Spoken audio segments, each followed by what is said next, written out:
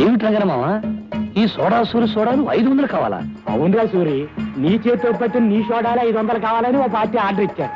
అక్కడికి కష్టమని వేరే సోడాలు పంపిస్తానంటే వీల్లేదని చెప్పాను. ఆహా, ఇప్పటికైనా అర్థమైందా రంగనమామ ఈ సోడా సూరి సోడాల మహిమ? మహిమ గురించి మాట్లాడటం కాదు, అని సోడాలు చెప్పాలంటే మాట్లా. ఒరే, నేను తిప్పడం తేలికేరా, సోడాలో నీళ్లు నింపాల్సింది నువ్వేగా.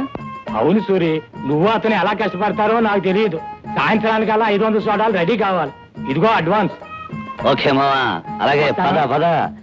భలే మంచి చౌక బేరమో. కని కని కని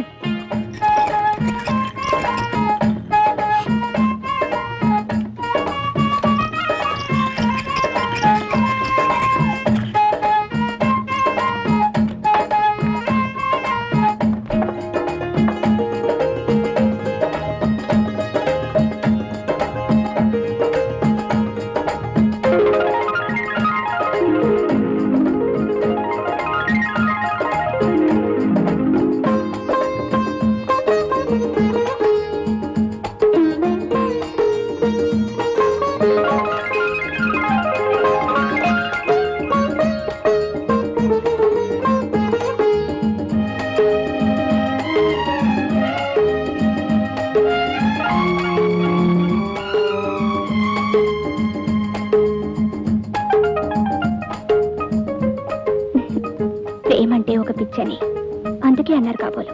మన సోడాలను ఎంత లవ్ చేస్తున్నా అంటే చాలా గొప్ప అనుకోవాలి. అతను ఎవరో నాకు తెలియదు, కానీ సోడాలు పట్టుకెళ్ళేది మాత్రం అదిగో అతను. ఏమయ్యా బాబు, నీ చాలా గొప్ప టేస్ట్ అయ్యా. నా సోడాలని ఇంత అభిమానంగా తీసుకెళ్తున్నావంటే నీకు సన్మానం చేసి 2 బిరుదులు ఇవ్వచ్చు. సోడా సామ్రాట్, సోడా సింహ అని. అవును, నా సోడాలను తీసుకెళ్లి పెద్ద పార్టీ ఏమైనా చేస్తున్నావా? ఎలవయా, నాకేం పిచ్చాయిరా ఈ తిక్కుమాల సోడా పట్టుకెళ్ళి. నోరు జారకు. నీకు పిచ్చి విరి లేకపోవచ్చు కానీ ఈ సోడా సూరి సోడాలు మాత్రం తిట్టకు బాబు. ఈ సోడాలన్నీ ఎవరికి పట్టుకెళ్తున్నావో వాళ్ళ అడ్రస్ చెప్పావు అనుకో, నీకు 10 గోళీ సోడాలు ఇస్తా. చెప్పు బాబు.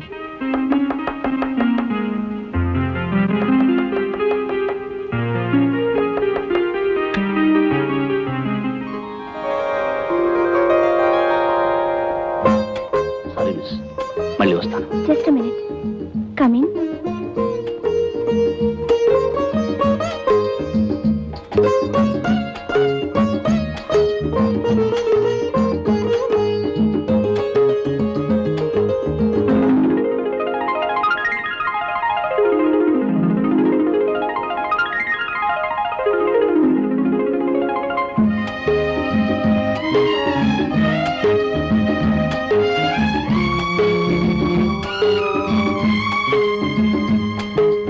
Very good. సోడాలతో ఆడుకునే సోడా సుందర్ని ఇప్పుడే చూస్తున్నాను. అవును, మీరు? నేనండి సోడా సూర్ని. అదే మీరు చేయి పట్టుకున్నా వదిలేసినా ఏదో తెలియని ఇది, అదే ఏదో బాధపడిపోయేవాడిని. సరేనండి, నా సోడాలంటే మీకు ఎంత ఇష్టం అండి? కొన్ని కారణాలు ఆడపిల్ల నోటితో చెప్పలేదు. నోటితో చెప్పలేని వాటిని కళ్ళల్లో చదవడం నాకు అలవాటేలేండి. మొదటిసారి కలిసినప్పుడే అనుకున్నానండి. ఏమని?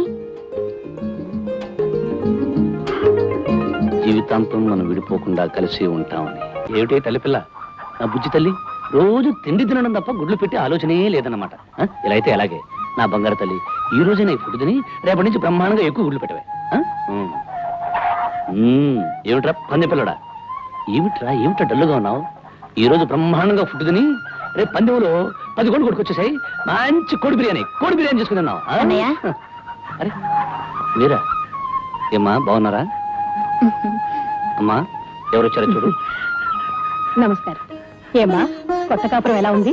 మీ అందరి దీవెనల వల్ల బాగానే ఉందమ్మా. ఏరా సూరి, ఎవరు? ఈ అమ్మాయి లక్ష్మి, ఇతను రాజు. నమస్కారం. నమస్కారం. లక్ష్మి ఆస్తిని ఐశ్వర్యాన్ని అన్ని కాదనుకుని ఈ మధ్యనే రాజును పెళ్లి చేసుకుంది. విన్నాను, వాళ్ళ నాన్న మాట కాదని చేసుకుందటగా. పెళ్లి విషయంలో పెద్దవాళ్ళు అడ్డుపడకూడదన్న. మంచైనా చెడైనా చేసుకునే వాళ్ళకే వదిలేయాలి. జీవితంలో కలిసి బతకవలసింది వాళ్ళు కనుక వాళ్ళ ఇష్ట ప్రకారమే జరగనివ్వాలి. సూరిబాబు, ఈ ఊళ్ళో మా మామగారి కళ్ళ ముందే మేం కాపురం ఉంటే ఆయన కోపం చల్లారదని నాకు తెలుసు. అందుకే లక్ష్మి నేను రామపురం వెళ్ళిపోతున్నాను. అవును, అక్కడి స్కూల్లో నాకు టీచర్ ఉద్యోగం వచ్చింది. రేపే ప్రయాణం. వెళ్లే ముందు మీ అందరినీ ఒకసారి చూసి వెళ్దామని వచ్చాను. వెళ్ళొస్తామన్నయ్య. వస్తామమ్మా. వస్తాం. మంచిదమ్మా. అదమ్మా. వీడు అన్నయ్య, అది వీడి చెల్లెలు. దిక్కుమాలిన అనుబంధం. వెళ్ళు.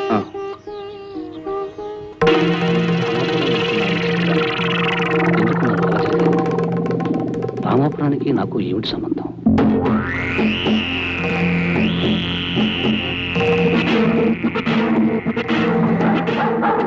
భయంకర. ఒరే పంతులు, అయ్యా, ఈ లోకంలో కుక్కైనా నక్కైనా ఏ పశువైనా మనిషి అయినా బతికే దేనికోసం అని అడుగు. దేనికోసం అండి? తిండి కోసం రా. అవునండి, ఆ కుక్కలా నోరు తెరిచేది, మీ వెంటనే కుక్కలా తిరిగేది పొట్ట కోసమే కదండి. ఆ పొట్ట నిండాలంటే ఏం చేయాలని అడుగు. అడగడం దేనికండి, చెప్పేయండి. కావాల్సింది డబ్బురా. కనుక ఆ డబ్బు కోసం ఏ తప్పు చేసినా తప్పు లేదు. మరి అలానే తప్పులు చేయడం కులవృత్తిగా పెట్టుకోవడం చట్టం ఒప్పుకోదు కదండి. చట్టం డబ్బున్నవాడి జేబులో మనీ పర్సులు అడుగురా. మనీ పర్సులో డబ్బు కిక్కురు మనకుండా పడున్నట్టు డబ్బు మధ్య చట్టం చచ్చినట్టు పడి ఉంటుంది, పడి ఉండాలి. అయ్యి బాబాయ్ బాబాయ్, జగన్నాథం గారు నిజంగా జగన్నాటక సూత్రధారుడు. అయ్యగారు మీకోసం కొత్త లంక రామరాజు గారు వచ్చి గోడం గారు కూకున్నారండి. ఆహా, కూర్చో కింద పడి దొలుతారేంట్రా? అది వస్తున్నాను. ఆగండి. ఏమిటి ఏమిటి ఏమిటి ఏమిటి? ఆ తుమ్ము రాబోయే ఆగిందండి. ఆహా, అదేదో ప్రళయం వస్తోట్టు భూకంపం వస్తోట్టు ఎందుకు అరుపులు? తుమ్మి చావక. మరి నా తుమ్ము దరిద్రపు తుమ్మని అప్పుడప్పుడు అంటుంటారు కదండి. అవును, నిజమే. అయ్యా తమరండి, ఇదేటమ్మా. నీ దగ్గర దరిద్రం తుమ్ములు చాలా ఉన్నాయని నాకు తెలుసు. సాధ్యమైనంత వరకు నా దగ్గర తుమ్మొద్దు. ఇప్పుడు తుమ్ముతున్నావా? తుమ్మనండి. నోరు మూసు పద. రామరాజు, నా మాట అంటే ఈ చుట్టుపక్కల జిల్లాల్లో మనుషులకి ఏమిటని అడుగు. ఏమిటండి? వేదం అయ్యా, నా మాట అంటే వేదం. వేదం లాగే మామూలు వాళ్ళకి మా అయ్యగారి మాటలు పట్టాన్ని అర్థం కావు గనక నేను తాత్పర్యం అడగలేదు. నువ్వు నోరుమయ్యి. జగన్నాథం గారు, మీకు మనుషుల్లో అంత పేరు పలుకుబడి ఉంది కనుకనే మీరేదో వ్యాపారం చేద్దామంటే ఏమిటి అని ప్రశ్నించకుండా 5 లక్షలు వాటా పెట్టాం. ఆహా, నువ్వు 5 లక్షలు వాటా పెట్టావు కదా, నీకు సన్మానించి ఏనుగు ఊరేగించాలా? మరో 5 లక్షలు వాటా పెట్టు, అప్పటికన్నా వ్యాపారం జరగదు. ఆ వ్యాపారం ఏంటండి? ఏముందయ్యా, మొన్న తుఫాన్ వచ్చింది, నిన్న వరదలు వచ్చాయి. తుఫాను వరదలు రేపు రాబోయే కరువుకి పైలట్ లైట్ అయ్యా. కరువు రాకముందే జిల్లాల్లోని ధాన్యం అంతా కొనుగోలు చేసి మన గిడ్డంగిల్లో వేయించడం, ప్రజల అవసరాలు పెరిగినప్పుడు అదే ధాన్యాన్ని ఎక్కువ ధరకు అమ్మడం, అది మన వ్యాపారం. మనం సరఫరా చేసే ఎరువుల వల్ల పంటలు బాగా పండుతాయిగా, కరువు ఎలా వస్తుంది చెప్పండి? నేను దేవుణ్ణి నమ్మి నా దగ్గరే ఎరువులు కొంటారు. ఆ ఎరువులతో పంట పండడం కాదు కదా, గడ్డి కూడా మలవదు. అప్పుడు గింజలు లేక రైతులు అన్నవో రామచంద్ర అంటూ చచ్చినట్టు మళ్ళీ నా దగ్గరికే వస్తారు. మరి కొనడానికి వాళ్ళ దగ్గర డబ్బు ఉండాలి కదండి. డబ్బు మన దగ్గర ఉంటుంది, పొలాలు వాళ్ళ దగ్గర ఉంటాయి. వాటిని తాకట్టు పెట్టించుకుని మనం డబ్బు ఇస్తాం. ఎప్పుడు ఒకప్పుడు వాటిని మనకి అమ్మేసుకుంటాం. అప్పుడు మనం ఏమవుతాం అని అడుగు. అడగడం దేనికండి? భూమిని అంతా స్వాధీనం పరుచుకుని భూమిపాలు అయిపోతారు, భూస్వామి అయిపోతారు. ఏడిషో, ఎంత మందిని నాశనం చేస్తే మనం అంత అభివృద్ధిని సాధించినట్టయ్యా. ఇప్పుడు బాగుపడాలంటే 10 మంది పోవాలయ్యా, తప్పదు. 10 మందిని నాశనం చేసి సంపాదించే ఆస్తి పాపిష్టి డబ్బు నాకు అక్కర్లేదు. జగన్నాథం గారు, నేను మీతో ఎలాంటి వ్యాపారం చేయదలుచుకోలేదు. మర్యాదగా నా 5 లక్షలు నాకు తిరిగి ఇచ్చేసేయండి. ఇవ్వను. ఏం చేస్తావు? ఏం చేస్తానా? మీ తప్పుడు ఎరువుల కథ ప్రభుత్వానికి చెప్పి మిమ్మల్ని జైల్లో తోయిస్తాను. వస్తా. సరే పంతులు, అయ్యా, ఈ రామరాజు 10 కాలాల పాటు బతుకుతాడు అనుకున్నాను. చచ్చిపోవడానికి తొందరపడిపోయినట్రా. చూడు, కండువా వేసారా? రామరాజు గారు, ఇదిగో మీ కండువా. అది కాదు. అయ్యా, వీడు ఇప్పుడే పోలీసు రిపోర్ట్ ఇస్తాడేమో నాకు అనుమానంగా ఉంది. ఎందుకని అడగనే? నేను నిన్ను అడగల. నోరు ముసుగు నచ్చరా? నేను చేసి చూపిస్తాను.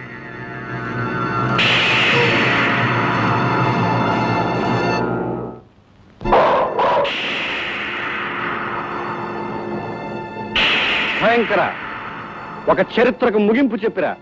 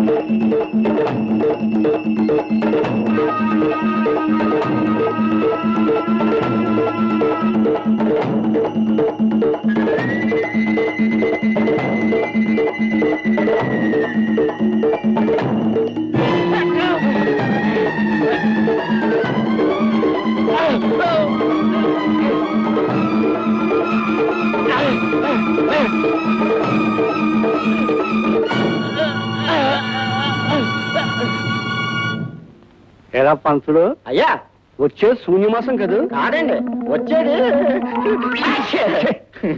వచ్చేసిందండి భలే వచ్చేసిందండి. ఈ దేశానికి ఏదో స్వతంత్రం వచ్చినట్టు సంబరపడతావురా దరిద్రతుడు నువ్వును పైగా నీది అశుబంధం కూడాను. అవునండి తుమ్ము వచ్చిందంటే ఏదో కీడు వస్తుందండి. కీడు వస్తుందో రాదో తెలియదు కానీ హెడ్ వస్తున్నాడు రా. హెడ్ చూసినాడు లేకపోతే రూల్స్ ఒప్పుకో. Yes sir. సంతోషం దించు. రెడ్డి గారు నమస్కారం. Good morning sir. హెడ్ పొద్దుటే వచ్చేసావు. రాకపోతే రూల్స్ ఒప్పుకో కదండి. అంటే కొత్త సేవ ఏమైనా కనిపించిందా? వారిది వీరిది కాదండి, పెద్దలంక రామరాజు గారిది. వారు తమ వ్యాపారంలో పార్ట్నర్ కదా, తమరు ఎంక్వైరీ చేయవచ్చండి. కాస్త చూశాడవయ్యా, కానిస్టేబుల్ ని హెడ్ ఉండగా మాట్లాడతావా? రూల్స్ ఒప్పుకో, నీకు ఎన్నిసార్లు చెప్పాను. 230 times సార్. మరి ఎవరి కొత్త మొహం? కోతుల్లంక అవుట్ పోస్ట్ నుంచి కొత్తగా బదిలీ అయ్యాడు. బొత్తిగా నీతిపరుడు, దైవభక్తుడు, నిజాయితీపరుడు. Many thanks sir.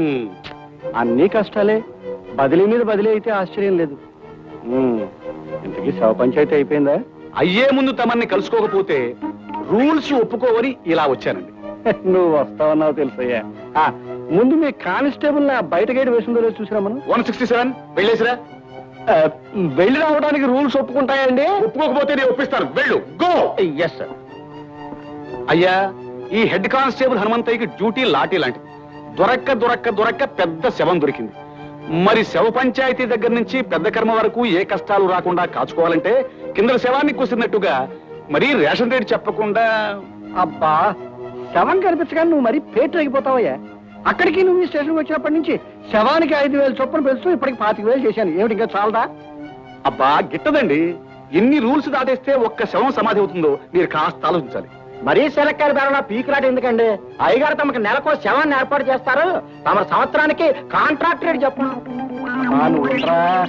ఇగో హెడ్, ఈసారి 25-30 చేసుకో. మొహమాట పెట్టకు. పై శవానికి కావాలంటే పెంచుతాను. ఇక మీ ఏదో పాలు నీళ్లు కలిసినట్టుగా చట్టం అవినీతి కలిసిపోయాయి. కనుక తలుపాను. తాంబూలం పుచ్చుకోవడానికి రూల్స్ ఒప్పుకో. కవర్ పోస్ట్ పడేయండి. సరే, నీ రూల్స్ కానీ. గేట్ వేసేసానండి. వెళ్ళి తీసేసేయి, మనం వెళ్ళిపోవాలి. మరి మనం వారిని ప్రశ్నలు అడగాలి కదండి. సమాధానాలు కూడా చెప్పారు, నువ్వు పదా. వస్తాం సార్. అయ్యా, దొంగ పోలీసు 6 చుట్టలోనూ ఎండు ఒక్క పొడి డబ్బా పట్టుకుపోయాడు. పాపం ఆ రామరాజురా 5 లక్షల కోసం ఆవేశపడ్డా. 30,000కి బూడిదైపోయాడు. అయ్యగారు ఎవరో భార్యాభర్తలు తమను చూడటానికి కలిసి వచ్చారండి. భార్యాభర్తలు కలిసిరాక విడిపోస్తారేంట్రా దొన్నపోతా. వెళ్ళి రమ్మని చెప్పా. నమస్కారం అండి. నమస్కారం. నా పేరు రాదండి. ఈ ఊళ్ళో స్కూల్ కొత్తగా వచ్చిన టీచర్నండి. ఈవిడ నా భార్య, పేరు లక్ష్మి. నమస్కారం అండి. నమస్కారం.